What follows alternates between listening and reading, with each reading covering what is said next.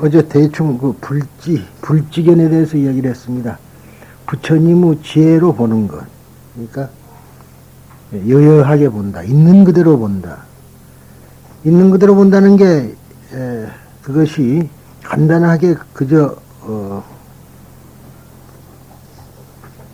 공으로 말하자면은 실체가 없는 걸로만 보는 것이 아니라 있는 대로 본다는 것은 차별상하고 평등상을 같이 보는 겁니다. 그러니까 그걸 보고 일체 종지라고도 하고 일체 지라 그럽니다만은 차별과 평등을 같이 보는 것. 그래서 여여하게 본다서는 바로 그런 소리죠. 흔히들 여여하게 본다 그러면은 공 모습대로 본다든가 있는 대로 본다 그랬으니까 또 그것을 현상적인 면만 본다 그런 것이 아니고 어제 대충 이야기를 드렸습니다만 이 삼재 상관법, 삼재법으로 보면은 가재, 공재, 중재, 그러니까 현상을 통해서 공을 보는 두 가지를 양면을 다 보는 거죠.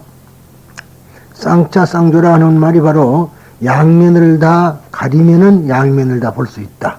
두 변을 버리면은 볼 수 있다 그런 소리인데 이제 중도라 그러니까 말이죠. 부처님은 중도를 두고 하니까 마치 중용과 같은 생각을 합니다. 소위 유교에서 말하는 중용하고 불교에서 말하는 중도하고는 개념이 많이 다릅니다. 중용이라는 것은 그 어떠한 것에 대해서 그 꼭 가운데가 아니라 또 그 적합한 그 중간을 이야기를 하죠. 그러지만은 불교의 중도라는 말은 도에 꼭 맞다는 소리죠.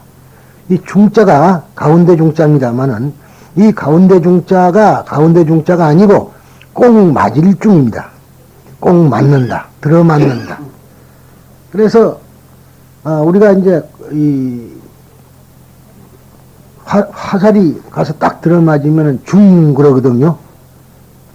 이렇게 관통했다. 이제 그러니까 중 그러는데 그거는 맞았다 소리예요. 그래서 우리가 중풍 그러면은 가운데 바람이 아니라 바람에 맞았다 소리입니다. 그게 중풍이라는 말이 바람 맞았다.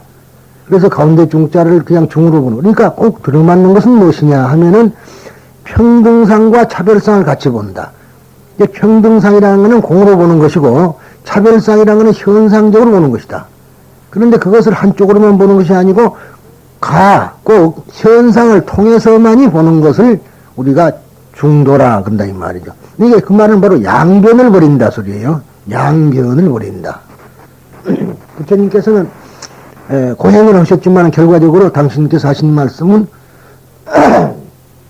고해도 치우치지 말고 낙에도 치우치지 말고 고락의 중도에서 그랬거든요. 양쪽을 다 봐야 되는 것이지 한쪽에 치우치지 마라. 그런 소리가 이제 어찌 얼핏 보면은 유교에서 말하는 중용하고 같은 소리인 줄 착각을 해서 일반 그 스님네들도 그렇고 학자들도 중도와 중용을 혼동을 해서 사용하는 분이 있는데 그것하고는 전혀 다릅니다. 그래서 불지견이라는 것은 그래서 여여하게 보는 것.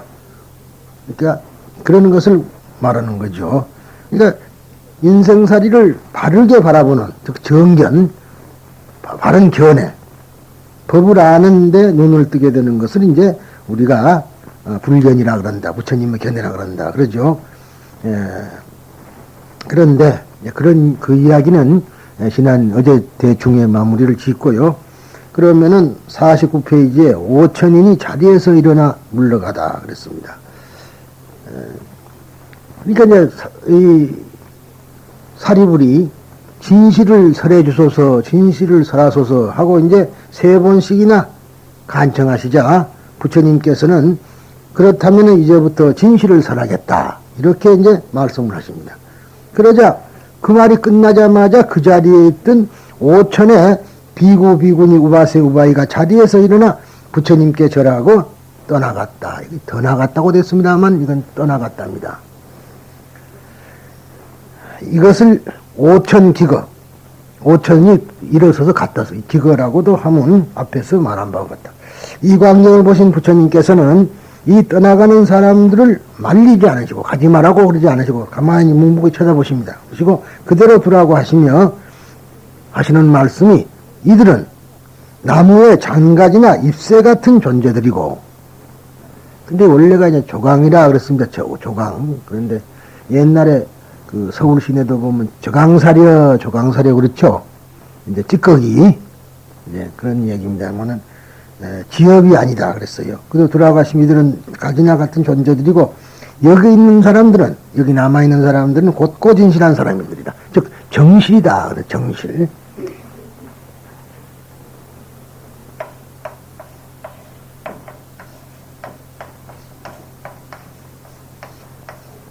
정실이다. 이렇게 이야기를 합니다. 곧고 즉 떠나는 사람들은 정상만한 사람들이다. 정상만. 근데 부처님이 제일 싫어하는 사람이 누구냐면 정상만이에요. 일천제를 흔히 이야기해가지고 부처님을 믿지 않는 사람을 일천제라 그러고도 했는데, 그것보다도 여기 대성불교에 와서는 일천제가 아니고 정상만입니다. 정상만. 즉 정상만이 설명이 될 겁니다만은, 정상만이란 얻지도 못했는데 얻었다고 생각하며 깨닫지도 못했는데도 깨달았다고 우쭐대는 사람을 가리켜서 정상만이라 한다. 얻지도 못했는데 얻었다고 생각하고 깨닫지도 못해놓고 깨달았다고 생각하는 그런 사람들이 정상만입니다. 우리는 이러한 사람을 교만하다 그 표현하고 있는데, 이 교라는 말은 출신 성분에 의해서 잘났다고 거드름을 피우는 것을 교라 그럽니다. 출신 성분. 그러니까 뭐 양반집 아들이다. 나는 양반이다. 그런 식으로 우리나라 같으면 거드름을 피우고, 또 나는 어느 학교를 나왔다. 무슨 뭐 그러면서 거드름을 피우는 것을 이제 소위 교라 그러고, 만이라고 하는 사람은, 만이라는 것은 뭘 말하냐면 알지도 못하면서 아는 체하며 거드름을 피우는 사람을 만이라고 그런다. 그렇게 두 개를 합해가지고 교만이라 그러는데, 이 교만이라는 말은 엄연히 두 개가 구별돼야 될 이야기입니다. 그런데 이 교만은 왜 일어나는 것일까? 그 원인은 자기의 육체가 자기라고 착각하여 이에 집착하기 때문에 생기는 무지에 인해서 비롯된 것이다. 이것을 아상이라고 하고, 이 아상이 반연하여 살아있는 사람이라는 생각, 개체라는 생각, 개인의 영혼이 있다고 하는 생각이 생기게 된다. 이러한 사람을 중생 또는 범부라 부른다. 그런데 이 법화경은 보살을 가르치는 법, 즉 교보살법이기 때문에 중생은 물러가도 좋다고 부처님께서 말씀하신 겁니다. 실제적으로 5,000명이 떠났다, 그것이 아니라 적어도 법화경을 배우려면은 이 정상만은 떠나라 소리입니다. 마음에서 정상만을 내보내라. 수차 얘기를 하지만 이 경전을 우리가 볼 때 어디까지나 경전은 방편입니다. 어제 참 중요한 이야기를 많이 했습니다만, 경전이라는 것은 방편이에요. 진실을 설명하기 위해서 있는 소리에 불과합니다. 그렇기 때문에 이 5,000명이 갔다 그러면은 원래 여기가 1,200명 뿐이 없었는데, 그 다음에 물론 많은 있었습니다만은 말이 안 맞거든요. 그리고 또 법화경을 설하는 장소를 실제적으로 본다면은, 여행을 해본 분들은 아실 겁니다만은 인도의 영축산이 그렇게 수만 명이 모여있을 만한 장소가 못 됩니다. 여기는 어디까지나 우리의 마음속에 가지고 있는 정상만을 버리고 법화경에 들어오라, 그 소리입니다. 이게 실질적으로 어떤 사람들은 5,000명이 갔다 그렇게 생각을 하지만, 그렇게 봐서는 경전을 잘못 보는 것이 되는 거고, 우리들이 가지고 있는 정상만심을 버려야만이 진실을 받아들일 수 있다, 그런 소리로 우리가 대해야겠죠. 그러므로 이 법화경을 진심으로 받아들여 마음속에 간직하려는 사람은 아만심, 즉 정상만을 버려야 한다는 것이다. 그렇기 때문에 이 5,000인이 물러갔다는 것은 단순히 5,000인이 물러간 것이 아니라 우리 중생의 마음속에 자리 잡고 있는 정상만심을 버려야만 된다는 법화경을 듣는 사람이 갖추어야 할 하나의 전제 조건이 있는 것이다. 전제 조건을 지금 여기다가 세워놓은 것이다. 그러니까 그 전에 제가 이런 일이 있었어요. 이 법화경을 처음 배우는 사람들에게 제가 세 가지 것을 박탈한다는 얘기를 했습니다. 우선 첫째 연영을 박탈하고 또 두 번째 여러분들이 아는 것을 다 박탈하고 그걸 인정하지 않겠다는 겁니다. 만약 경우 그런 것을 만약 가지고 있다면은 이것은 여기는 도저히 이 법화경은 이해가 안 되는 것이다. 지금까지 배운 것을 모두 다 버리고 들어와야 된다. 마치 선방에 들어올 때 그 선방에 가면은 이제 써져 있는 글 있죠. 이 문에 들어오려면은 지혜를 버려라, 분별을 버려라 그랬단 말이죠. 지금 대부분 이 공부하러 다니는 분들이 이 분별심만 자꾸만 누려가는 것이다. 막존재라 했단 말이죠. 이거는 무슨 말이냐면 분별심이라는 소리입니다. 분별심. 분별심을 가지고 많이 배워가지고는 안 된다. 원래 지혜라는 말은 이 지혜 말고 우리가 말하는 지혜요. 지혜라는 말은 앞에 지는 분별을 말하고 뒤에 해자는 통일을 말합니다. 통일을. 그러니까 갑돌이와 갑순이라고 할 때는 갑순이는 갑돌이는 남자고 갑순이는 여자다 할 때는 분별입니다. 근데 뒤에 가면은 갑돌이와 갑순이는 사람이다 하고 통일을 시켜버려야 돼요. 그것이 바로 이제 우리가 지혜라는 소리니까 너와 내가 하나라고 아는 것이 지혜입니다.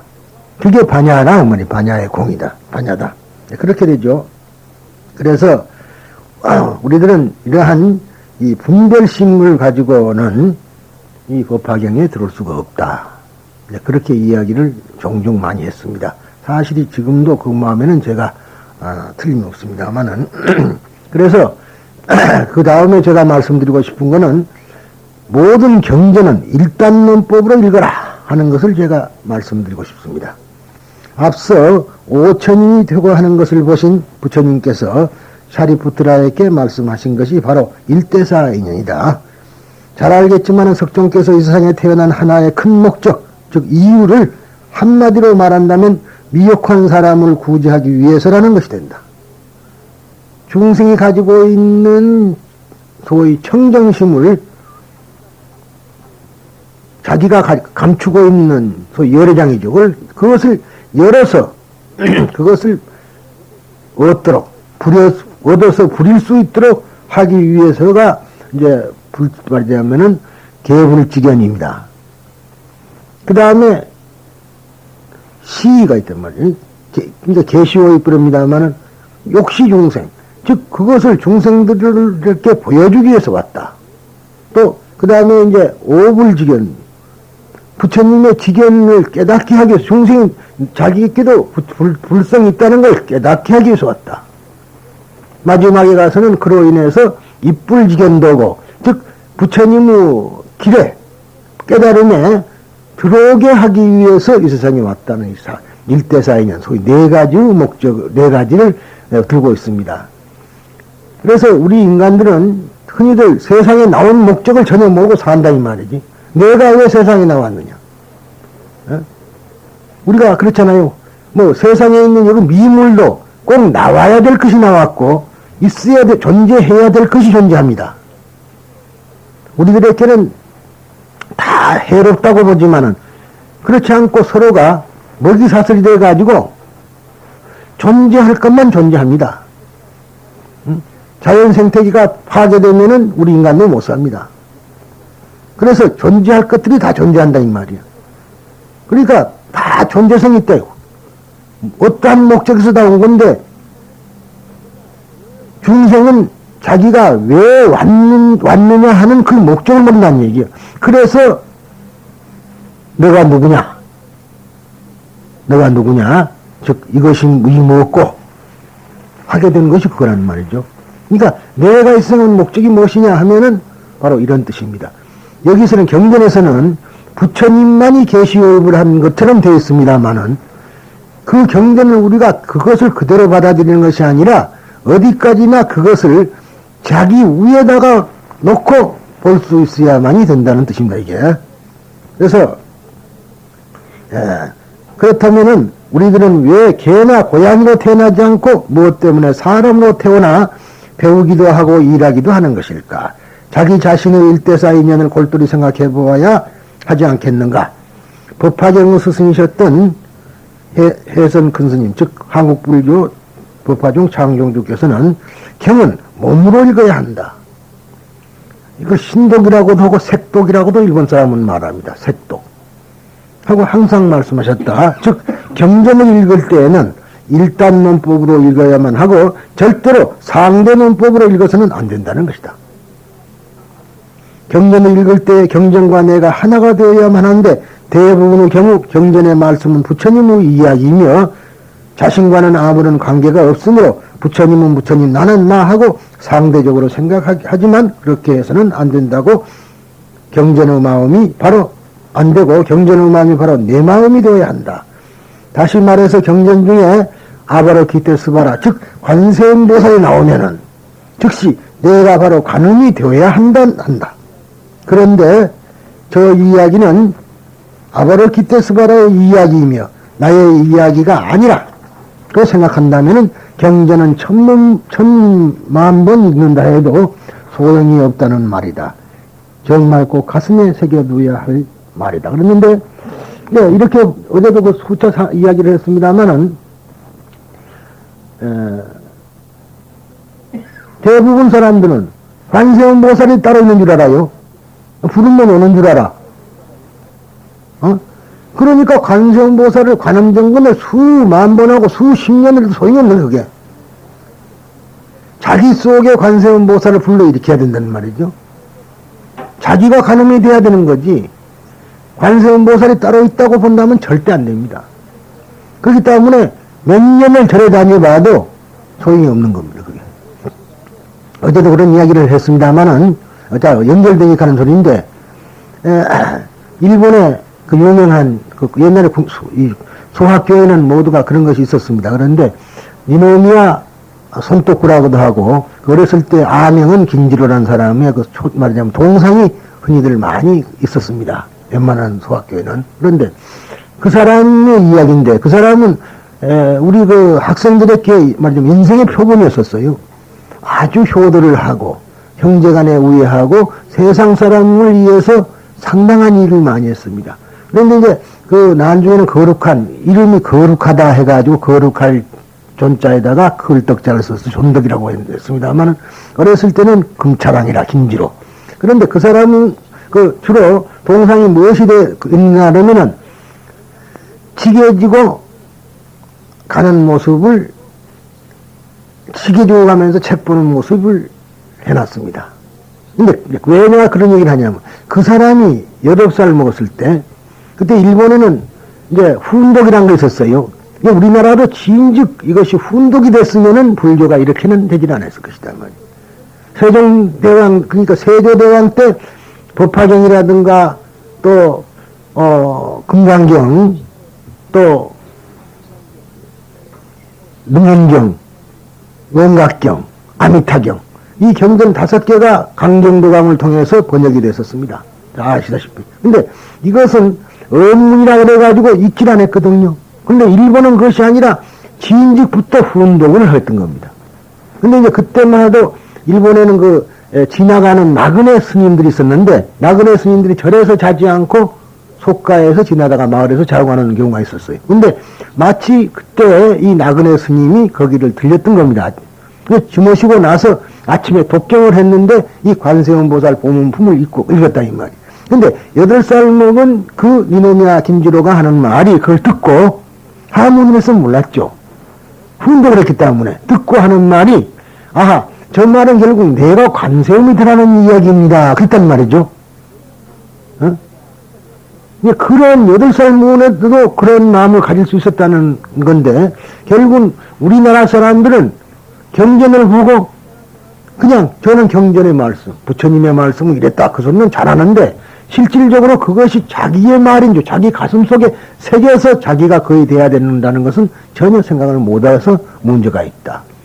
그래서 유득히 제가 이제 관음경을 여기서 설법을 해주시오 그러면 자주 갑니다. 자주 가는데 그 사람들이 원하는 쪽은 관세음보살을 믿으면 무조건 뭐 아이를 낳고 물에 빠진 사람이 건져지고 불에서 불구덩이 빠졌다가도 살아나고 뭐 말하자면은 그 관청에 송사가 있어 붙들러 가더라도 그것이 말하자면 풀려나고 적진에 들어가더라도 저기다 퇴산을 하고 이런 식으로 이야기를 해줘야 되는데 걔는 그렇게 얘기를 안 하거든요. 그러니까 지각이 낮은 사람들은, 근기가 낮은 사람들은 별스럽게 생각을 하고 별로 그렇게 탐탁스럽게 얘기를 한다. 마치 청법가를 하면은 자기들이 원하는 법을 청해 들어야 되는데 너는 원하는 얘기를 안 해주고 불청법을 하거든요. 근데 그런 것이 있습니다. 그래서 말씀을 드리는 거니까 여기서 우리가 경전을 읽는 자세, 그것을 우리가 지금 더 한 번 더 짚고 넘어가야 된다는 얘기입니다. 그런데 법화경에서 설하고 있는 석존께서 이 세상에 나오신 일대사 인연, 즉 부처님이 무엇 때문에 이 세상에 출연하였는가 하는 본심을 바꾸어 말하면 석존의 삶의 보람, 삶의 목적이 된다. 따라서 법화경에서 세상에 출연하시는 목적적 일대사 인연에 대한 대목을 읽을 때에는 반드시 자기 자신에게 투사하여 일단론법으로 자기에 관한 이야기로 읽어야 한다. 자기에게 투사를 시켜야 됩니다. 즉 과연 나는 무엇 때문에 사람으로 태어났으며 또 어떤 목적을 가지고 살아가는가 하고 자기를 응시하며 읽는 것이 참다운 독경 방법이다. 그런데 여기서 말하는 인연에 대해서는 어렵게 생각하지 말고 이유, 상관관계 정도로 이해하면 된다. 그러니까 여기서 말하는 인연도 여러 가지예요. 인과 연인인데 과거의 인연, 그런 거는 이제 과거의 사연을 이야기하는 데고, 또 우리가 말하는 인연법에 있어서는 이제 말하자면 어디까지나 인과 연이 모여서 어떤 현상이 일어난다. 그렇게 됩니다만 여기서는 그런 것이 아닙니다. 현대사회는 평등과 차별의 상관관계가 모든 조직의 바탕으로 되어 있다. 그렇다고 평등 일변도로 치달으면 사회가 무질서 상태로 되며,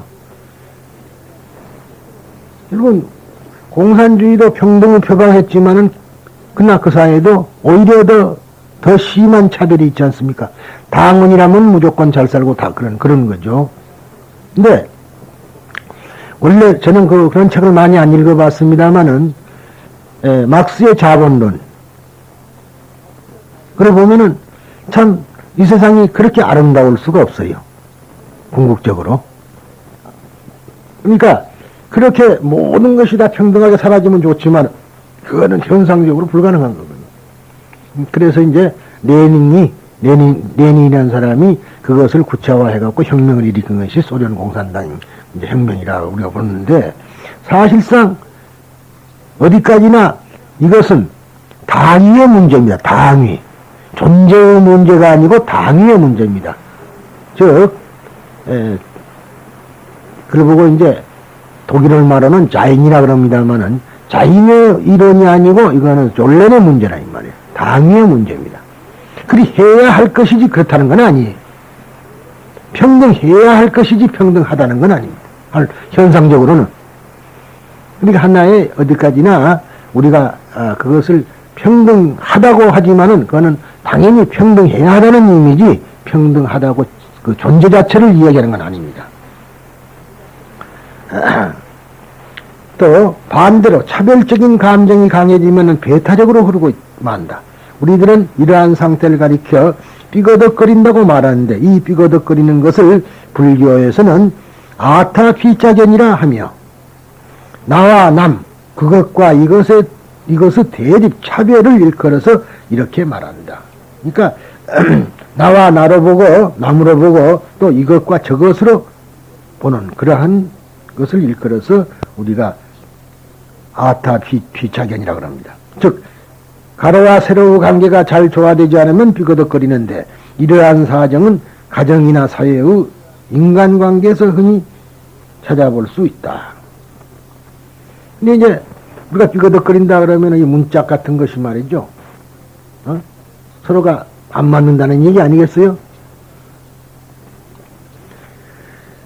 인간을 비롯하여 모든 존재는 차별과 평등이 서로 균형을 유지할 때 비로소 삐거덕거리지 않고 안정되는 것이므로 나와 남, 그것과 이것이 서로 넘나드는 작용이 바로 들게 한다는 것이다.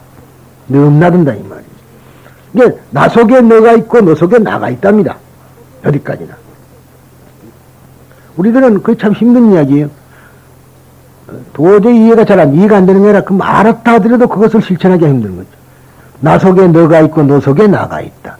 어떠한 경우도 나 속에 너가 있고 너 속에 나가 있다는 걸 안다면은 남하고 시비, 차별이 생기질 않습니다. 대립이 생기지 않는다는 얘기죠. 다시 말해 너 속에 나가 있고 나 속에 너가 있는 생각을 가지도록 한다는 것이다. 이것이 평등이고 하나인 것이다. 이것이 평등. 그렇게 돼야 하나가 되는 것이고 이것이 참말로 평등이라는 얘기입니다. 이 열어서 보여주어 이해시켜 들게 한다는 계시오입을 현대사회의 기업의 방편으로 적용해보면 도무지 신입사원은 이 일을 자진해서 터득하려 하지 않고 가르쳐 주어야 배우는 수동적인 태도로 일관한다 하며 잘못 투덜대는 소리를 경영직으로부터 듣는 경우가 많다. 이것은 지도자 측에도 문제가 있다고 생각한다. 예를 들면 어린애라도 자기가 집에서 무엇인가 보탬이 된다는 것을 알게 되면 그가 비록 어릴지라도 집안일을 돕게 된다. 그러나 일반 성인도 일에 대한 지향심을 일으키게 할 지도가 필요하다. 직장이나 조직에 보탬이 되겠다고 하는 마음을 열게 함으로써 비로소 그의 마음속에 기었고 해내 보이겠다는 마음이 생기게 되며 이렇게 되면 이미 그는 수동적이지 않고 능동적으로 자진해서 터득하려고 노력하게 된다. 즉 자동적으로 자기 몸 전체로 이해하려고 하는 알물 향해 나아가려는 의욕을 일으키게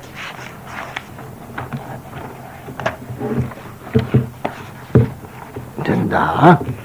이 때문에도 지도자와 피지도자의 관계는 인간적으로나 정신적으로 서로 들고 나는, 즉 너 속에 내가 있고 내 속에 너가 있다고 하는 신뢰감이 결여되어서는 안 된다. 왜냐하면 지도자는 사람을 지도하면서 그 사람을 만들기도 하지만 반대로 사람을 지도함으로써 그 역시 사람이 되어가기 때문이다. 그러니까 이제 말하자면은 엄마도 아이를 기르면서 같이 크는 거예요. 우리 아버지들도 마찬가지. 아이들을 기르면서 함께 터득이 돼가는 겁니다. 결국은 엄마가 아이들만 기르는 걸로 생각하고 길러지는 걸로만 보지만 그게 아니라 엄마 자신도. 그러니까 이 말은 무슨 말이냐면은 흔히들 그럽니다. 내가 무엇을 알아서 말하자면은 포교를 해야, 내가 무엇을 알아서 설법을 해야, 그런 경우가 많습니다만은 그렇지 않습니다. 자기도 직접 자기가 그 임무를 맡아서 함으로 말미암아 자기도 함께 발전을 하는 겁니다. 이 점에 우리가 착안을 해야 됩니다. 그래서 법화경은 계속해서 중생을 교화하라고 합니다. 근데 대부분 그 말을 듣고도 교화를 하라 그러면은 내가 무슨 힘으로 그럽니다만 그렇게 되니까 못하는 거죠. 자기가 하다가 보면은 자기도 알지 못한 사이에 자기 능력이 나옵니다. 또 하려고 보면은 또 준비도 합니다. 그런데 하려는 마음이 없기 때문에 준비조차도 안 하는 거죠. 강단에 서서 보면은 전혀 예기치 못한 아주 옛날에 했던 말이면 들었던 이야기도 툭툭 튀나오는 거란 말이죠.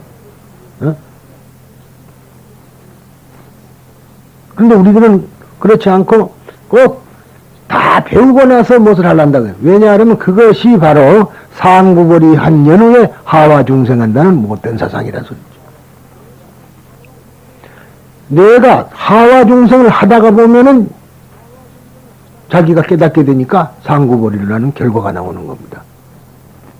그런데 우리들은 그렇지 않고 학교 졸업하고 하는 것이므로 상구벌이 한 후에 하와 중생한다 그러니까 공부한 후에 하와 중생해야 되는 줄 알고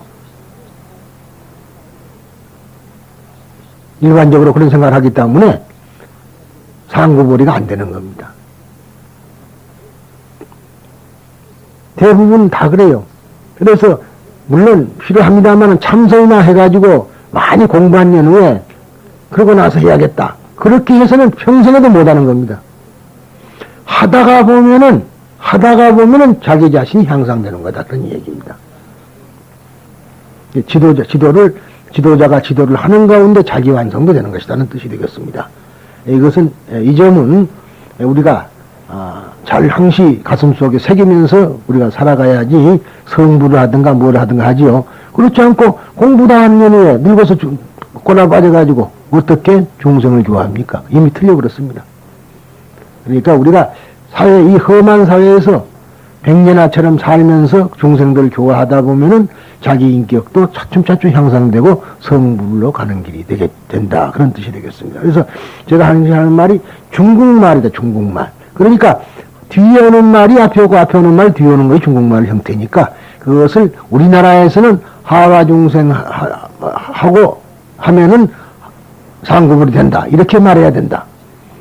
제가 저희 법화경 처음 시작할 때 화가 동시라는 말 했습니다. 연꽃은 꽃과 열매가 함께 핀다. 중생을 교화하다 보면은 자기도 알지 못하는 결과가 열매로서 맺어진다. 그것이 바로 연꽃의 이치다. 그래서 우리가 이 묘법연화경 자체가 훌륭한 것은 바로 그런 것을 이야기하기 때문에 훌륭한 것이라고 말씀을 드린 바 있습니다. 여러분들께서도 이 점을 잘 생각하셔가지고 한 사람이라도 붙들고 이야기를 하다 보면은 자기 자신의 재발견이 될 수 있고 자기 스스로 인격 도야도 된다. 그런 이야기를 꼭 잊어서는 아니 되겠다는 얘기입니다. 그런데 이제 여기서는 모든 현상은 본래부터 항상 스스로 조화되어 있다. 그런데요, 말하자면 우리가 조계종에서 하는 연불문을 보면은 제법 종본래 상자 정멸상 이런 소리가 있습니다.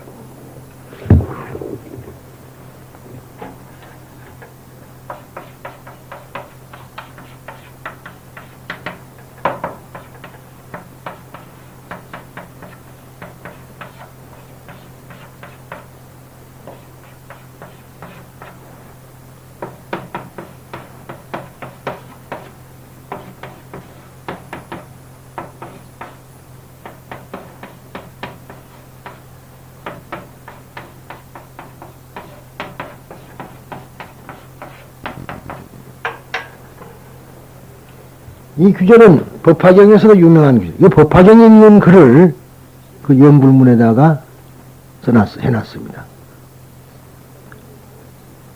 이 법화경에서 말하는 제법. 그러니까 이 세상의 모든 현상은 본래부터 항상 스스로가 정멸상이다. 조화되어 있는 상이다. 조화됐다. 이게 정멸 그러면 조용하다고 물론 당연해. 왜 조용한가? 조화가 되니까 조용한 것이다. 내 마음도 번뇌가 다 없어져서 조화가 되는 것이, 말하자면 조용해지는 것이 아니고, 번뇌를 조화시켜야만이 조용해지는 겁니다. 번뇌를 말끔히 떨쳐버렸다. 그건 거짓말이 있을 수가 없는 소리야. 번뇌는 항시 가지고 부중불감이라 늘어나지도 않고 줄어나지도 않습니다. 그런데 이것이 튀어나오느냐 안 튀어나오느냐 차이니까 이걸 조화시키면은 이것이 마치 파도가 이럴다가 풍랑이 멎으면은 잠잠한 바닷물이 되듯이 파도는 해수를 떠날 수가 없는 거거든요. 그러니까 이걸 조화가 이게 정멸이라는 말은 그런 소리인데 절에 오면 무조건 조용히 해라 하는데 그것은 그렇게 물론 조용히 해야 됩니다만은 마음을 그렇게 조화시켜야 된다는 소리입니다. 우리가 단멸한다, 뭐 한다 그런 말 쓰는데 그런 말은 중국식 표현이지 사실은 절대로 단멸도 안 되는 겁니다. 그런데 법화경의 근본 사상인 제법 실상관을 소개하면은 다음과 같다. 즉 소승불교, 정확히는 상자부 불교. 이제 이 소승불교라 그래서 히아야나라 그랬습니다만은 원래 1957년, 56년부터 57년 사이에 말하자면 우리가 방콕에서 세계 불교자 대회를 열었습니다. 그때에 상자부 불교로 고치자. 소승불교라는 말이 안 된다 그러죠. 그래서 상자부 불교라 했습니다. 그러니까 이거는 어디까지나 무엇을 보고 일컬었느냐 그러면은 부처님 제세 때부터 내려오던 그 상층부의 상자부의 스님들은 부처님의 말씀이 금과옥조라요. 그대로 믿은 겁니다. 여러분이 잘 아듯이 불교가 근본 분열을 하게 된 것이 뭡니까? 근본 분열하게 된 것이. 100년 뒤에 근본 분열하게 된 거거든요. 왜 그랬냐? 그거의 가장 대표적인 것이 뭔군이. 물론 여러 가지 있습니다만은 돈 때문에 그랬어요. 그때는 이미 경제가 화폐 경제로 넘어왔습니다. 그러니까 부처님 당시는 돈이라는 게 없었기 때문에 법당에 돈을 갖다 놓는 것을 그런 말이 없었어요. 그런데 이제 경제가 많이 발달하다 보니까 교단의 발전을 위해서 돈을 갖다 놨겠다. 그러니까 이제 이것을 받아야 된다, 안 받아야 된다. 결국 그때에 가장 훌륭한 스님, 협존자한테 가서 여쭤봤더니 뭐라냐면, 안 된다는 거라. 왜 안 되느냐? 부처님이 한 말이 아니기 때문에 안 된다, 이게. 그래서 그렇게 되니까, 물론 십성사가 이제 그뿐만 아니라 여러 가지 있습니다만, 그러니까 거기서 갈라진 거예요. 그것이 불교가 1차적으로, 근본적으로 분열된 원인이 거기 있습니다. 그러니까 이제 무조건 부처님의 말씀을 하나도 어기지 않고 그대로, 있는 그대로 받아들여서 하는 것을 우리가 소승이라 그렇게 말해왔던 겁니다. 근데 이제 약간 자기만을 깨달은, 근데 원래 불교가 처음 발전할 때부터는요, 일체 중생을 건지는 게 아니라 자기부터 깨달으려고 했던 거거든요. 그러니까 그러다가 이제 대성불교로 넘어왔습니다만은, 아무튼 간에 그래서 소승이 아니라 소승이라는 거는 부처님 말씀을 그대로 믿고 한치도 해석을 하는데 허락을 안 했던 겁니다. 그것을 우리가 소승불교로 한다. 그래서 이제 우리가 그 뒤에 여러 가지 말이 많지 않습니까? 그러니까 이제 그런 것이 우리 불교계만 있는 게 아닙니다. 기독교에도 껍질 벗기지 않은 고기 먹지 마라. 그러니까 오징어 안 먹고 돼지고기 안 먹는 교파가 제7안식교회가 있지 않습니까? 그 말은 아니었거든요. 왜냐하면 예수님이라 해도 그 훌륭한 분입니다. 그분이 무엇을 말하냐면 외형을 보지 말고 그 내용을 봐라 소리였거든요. 사람을 보더라도 내용을 봐라 소리인데 그때 그런 말을 해서는 못 알아듣는 사람들이 그 자기 제자들이요. 어부입니다, 어부. 무식한 어부들인데, 그러니까 어부들에게는 그런 말을 했었어요. 그러니까 그 말을 그대로 받아들여가지고, 오징어는 껍질 안 벗기잖아요. 그래서 안 먹고, 돼지고기도 껍질 안 벗긴다 해서 안 먹고. 그래서 이제 사실은 그것이, 그 이슬람교까지 같은 이야기가 되는데, 이슬람교 사람들은 소를 먹고 돼지고기를 안 먹고요. 인도 사람들은, 힌두교 사람들은 소는 먹어서는 안 되잖아요. 성스러운 거니까. 또 돼지는 먹는다. 그래갖고 서로가 싸움이 붙어요. 그래서 인도는 같은 민족끼리 이제 종교로 말미암아 전쟁이 참 심한 것이 특히나 인도입니다. 이제 그 말의 본뜻을 알아야 된다. 이제 그래서 우리 불교에서는 왜 달을 보라고 손으로 달을 가르쳤더니 손가락을 보느냐 소리가 바로 그런 소리거든. 그러니까 그 속에 있는 실체를 봐야지 겉모양만 보지 마라. 이제 그런 이야기가 되겠습니다. 그런데 자, 아무튼 그렇게 해서 말이죠. 상자부 불교로 이제 하기로 했기 때문에 지금 사람들은 소승이라는 말을 잘 안 쓰게 됩니다. 옛날에는 소승, 대승 갈랐어요. 근데 지금은 소승이라고 안 하고 상자부 불교를 합니다.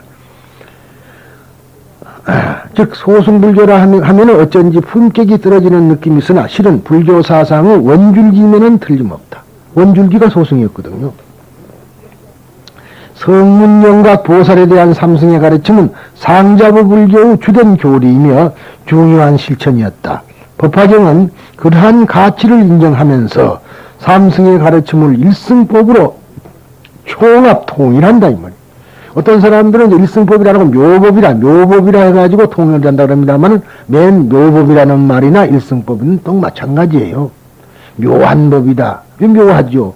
전부 다 하나로 통일시키 버리니까 어떠한 사상도 세계적인 모든 사상도 다 통합을 시키는 것이 말하자면 법화경입니다. 법화경은 이 일승법을 현대어로 말하면 단일 일원의 진리로 된다. 더욱이 삼승의 법을 부정하지 않고 긍정하면서 보다 큰 사상으로 통합하고 육성한다. 그래서요, 금강경에서도요, 뭐라 하냐면 일합상이라 그래서 일합상, 일합상. 그러니까 합이란 말이 들어갈 때는 다른 것도 모았다는 얘기가 되는, 다른 것도 인정한다는 겁니다. 그러면서 하나라는 소리예요. 특히 반야의 공사상을 제법 실상의 사상으로 통합한 것이 법화경의 내용이라고 말할 수 있다. 인연, 즉 서로 관련됨으로써 생겨나는 모든 현상을 진실한 모습으로 관찰하는 것이 제법 실상관이다. 바꾸어 말하면 모든 현상은 단순한 현상이 아니라 진리의 모습을 그대로 나타내 보인다고 생각하는 긍정적인 세계관, 그것이 바로 제법 실상관이다. 그러니까 반야경은 부정관입니다. 모든 것을 부정을 해요. 그런데 이 법화경은 말하자면 제법 실상관은 긍정관입니다. 있는 그대로를 인정합니다. 그 차이가 나죠. 색즉 시공 공유세, 그리고 대부분 봐서 그러죠.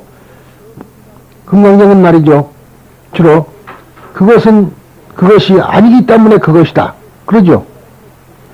안욕따라 삼맥삼보리는 안욕따라 삼맥삼보리가 아니기 때문에 이름만이 안욕따라 삼맥삼보리다. 그런 식으로 나옵니다. 근데 법화경은 그것이 아니라 그 현상세계를 인정을 합니다. 왜? 현상세계를 통해야만이 제1위의 공을 알 수가 있기 때문입니다. 근데 현상세계 속에 겹쳐있는 진실, 아주 사상이 많이 다릅니다. 그러니까 내는 그냥 내가 아닙니다. 법화경에서 보면은요, 부처의 분신 아닙니까? 에? 여러분들은 어때요? 부처의 분신 아닙니까? 너무 빨리 이야기하는 것 같습니다만은 이 방편품에서 그걸 알아야 됩니다. 바로 여기서 그 소리를 한 거죠.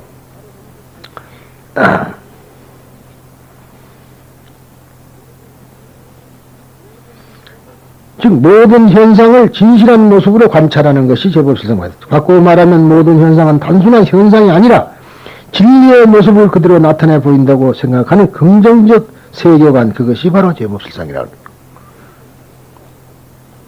그러니까 즉 말하자면은 천태대사가 제법은 실상이다 이렇게 말했다고 제가 말씀드렸죠. 이 세상에 있는 모든 현상은 다 진여입니다. 진여.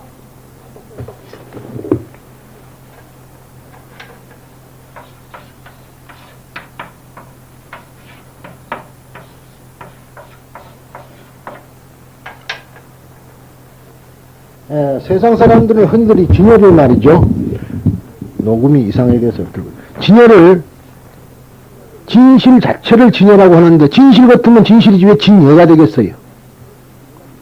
네? 잘 모르고 한 소리 같아요. 진은 어디까나 진이고 여는 어디까나 여잖아요. 진과 같은 거 아닙니까? 그러니까 지금 제법 실상관에서 보면 이게 진여 아니에요. 그렇죠? 근데 흔히들 세상 사람들은 이것은 진여가 아니고 이 현상계 속에 있는 걸 진여라고 말하는 분들이 있는데 글자도 모르는 소리가 아니냐. 진이 요한 거다 이 말이에요. 그래서 진이 요해서 내한 거 아니에요? 어? 진이 요해서 내한 거라. 그러니까 내할 때는 요해요 볼수가. 온다는 것은 진이 그대로 못 오니까 여해서 오는 거예요. 진과 같이 온 거죠. 어? 뭐, 이제 여거, 열에 뭐, 여가 있습니다만은, 여하튼 이 여라는 글자가, 같다, 무엇과 같다 소리 아닙니까? 그 자체는 아니거든요. 그래서 저는 그렇게 풀이를 합니다. 그러니까 이 세상에 있는 만물 만상은 다 열이라고 봐야죠. 대승불교의 입장에서 보면은, 깨달은 사람, 옛날에 열을 이제 다타가토라 그래가지고 부처님에게만 썼습니다만은, 대승불교에 와서는 열이라는 말은 부처님에게만 소용되는 거 아닙니다. 자, 부처님의 명호가 열의 은공 정변지 명행교 선서 세간에 그렇게 나오지 않습니까? 그러면은 열의 은공 정변지까지는 된다 하더라도 선서 세간에 무상사 조장부가 못된 부처가 아니거든요. 그러니까 열에는 이것은 신체를 가지고 온 사람은 다 열이라 그렇게 봐야 돼. 그러면 사람만 열애가 아니라 열애 아닌 것이 어디가 있겠습니까? 근데 자칫 잘못하면 정상만에 빠져갖고 내가 열애다 부처다 그러려지 모르지만은 은공이 안 되는데 어떻게 부처입니까? 은공이 안 되는데